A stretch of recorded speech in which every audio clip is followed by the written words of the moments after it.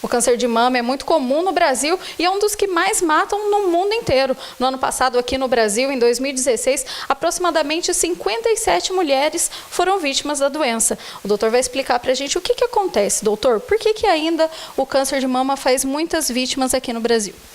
Então, apesar de a gente ter o mês de outubro como o mês de mais destaque para a prevenção de alguma doença no Brasil, que o Outubro Rosa é um mês que tem muito destaque em campanhas, em escolas, em empresas e mesmo a população, ainda as mulheres não estão muito conscientes do risco da doença, né?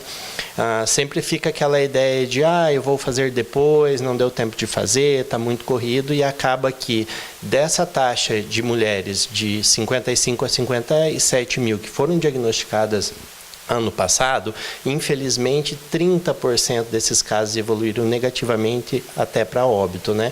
Então, eu acho que falta um pouco mais de consciência mesmo de fazer esses exames de rotina. E fala pra gente, para as mulheres também que estão nos assistindo, como faz para identificar o câncer de mama hoje?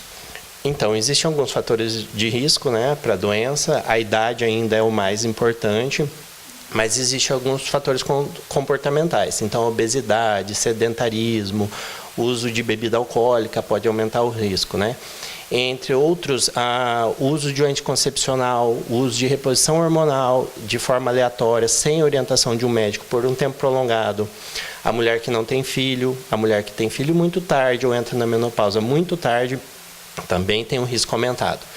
Além disso, a história familiar. Então, mulheres que têm na família pacientes que diagnosticaram câncer de mama, principalmente antes dos 50 anos, também tem um risco aumentado. Sem falar nos fatores genéticos, né, que mesmo na ausência de todos esses fatores, ainda há uma porcentagem de 5 a 10% dos casos que são simplesmente genéticos.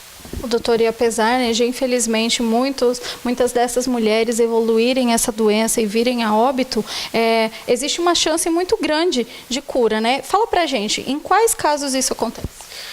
Então, o diagnóstico precoce é muito importante, né? Então, dentre as formas de prevenir o câncer, o autoexame ainda é o que mais diagnostica. Lembrando que o objetivo do autoexame não é diagnosticar o câncer, e sim que a mulher, sempre que se sentir à vontade e tiver a oportunidade, procure sentir o próprio corpo, para que na identificação de alguma lesão, que seja diferente do que ela considera normal para o organismo dela, ela procure um ginecologista.